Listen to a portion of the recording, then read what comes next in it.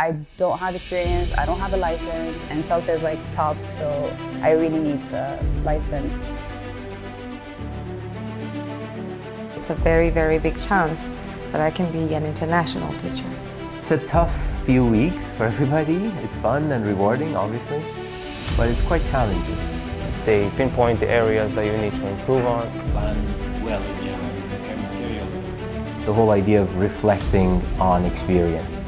So they would try out something, then think about how it went, reflect on what happened and why it happened the way it did.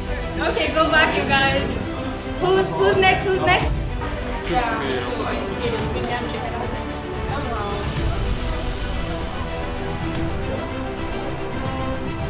The lack of sleep, the sleep deprivation, I really miss sleeping. Today I slept like 3 hours.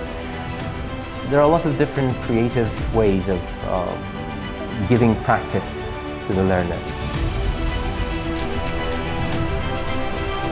Apple, orange, banana, tangerine. You don't know how it's going to go until you actually do it.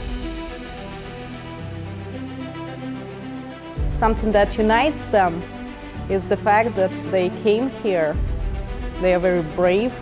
I feel like I really made a progress, and it's like I grew up